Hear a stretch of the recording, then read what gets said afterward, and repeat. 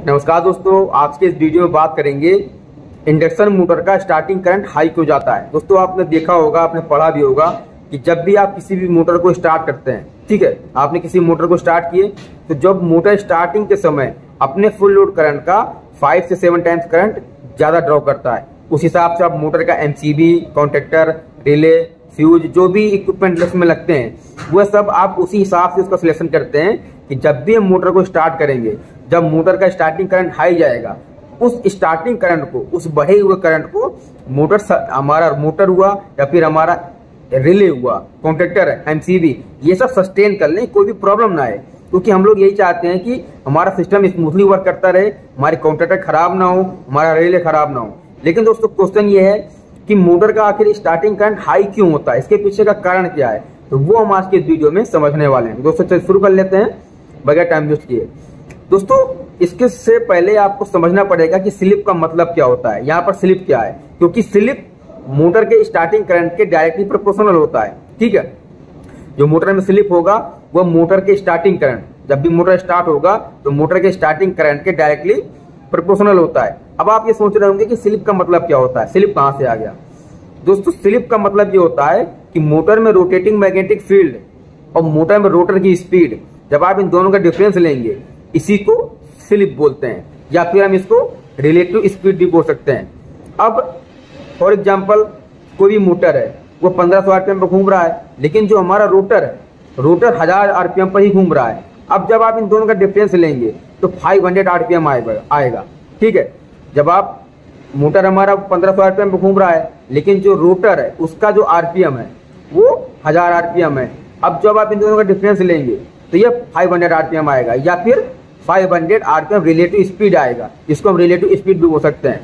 अब दोस्तों होता क्या है कि जो मोटर होता है, जब उसका स्टार्टिंग कंडीशन होता है, जब स्टार्टिंग करंट होता है, जब मोटर स्टार्ट नहीं हुआ होता है, जब वो चालू होने के कंडीशन में होता है, तो यहाँ पर जो रोटेटिंग मैग्नेटिक फील्ड होता है उसका जो आरपीएम होता है वो 1500 आरपीएम होता है। लेकिन जो रोटर होता है वो घूमना शुरू नहीं हुआ होता है, वो अभी स्टॉप कंडीशन में होता है, वो स्टैंडस्टिल कंडीशन में होता है। ठीक है, आपने किसी भी मोटर का जब स्टार्टिंग समय होगा, या फिर आपने किसी भी मोटर में 3 फेज सप्लाई दिया, ठीक है, मोटर का अगर स्टार्टिंग कंडीशन है, मोटर अभी चालू हुआ है, जो मोटर का जो रोटेटिंग मैग्नेटिक फील्ड होगा वो 1500 आरपीएम होगा, लेकिन रोटर जो होता है वो स्टॉप कंडीशन में होता है।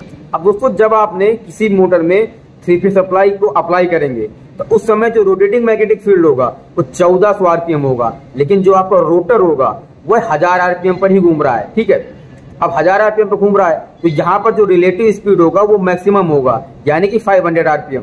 ठीक है, आपने किसी मोटर को 3 फेज सप्लाई दिया, अब मोटर का जो रोटेटिंग मैग्नेटिक फील्ड है वो 1500 आरपीएम है, लेकिन जो आपका रिलेटिव स्पीड है वो 500 आरपीएम है। क्योंकि मैंने आपको पहले बताया था कि स्लिप का मतलब यही होता है कि रोटेटिंग मैग्नेटिक फील्ड और मोटर में रोटर की स्पीड, इन दोनों का जब आप डिफरेंस निकालेंगे तो जो निकल के आएगा इसी को स्लिप बोलते हैं, या फिर इसको हम रिलेटिव स्पीड भी बोल सकते हैं।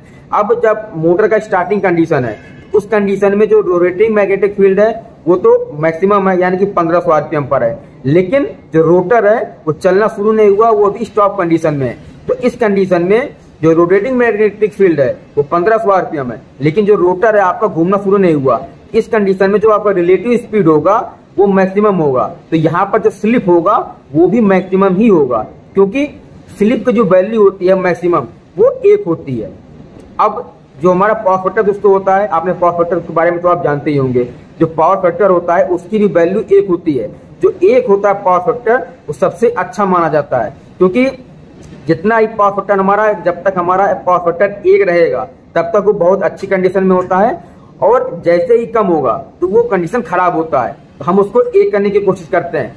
तो इसी हिसाब से जब हमने मोटर में 3 फेज सप्लाई दिया तो जो उसका रोटेटिंग मैग्नेटिक फील्ड है वो 1500 आरपीएम है, लेकिन रोटर अभी घूमना शुरू नहीं हुआ, रोटर अभी उस कंडीशन में नहीं है कि वो घूम सके, तो यहाँ पर जो रिलेटिव स्पीड होगा वो मैक्सिमम होगा, तो यहाँ पर जो स्लिप भी होगा वो भी मैक्सिमम होगा। अब दोस्तों आपने रोटेटिंग मैग्नेटिक फील्ड तो 1500 आरपीएम है, अब आपका जो रोटर है, जो मोटर का जो रोटर है वो एनर्जाइज हो गया।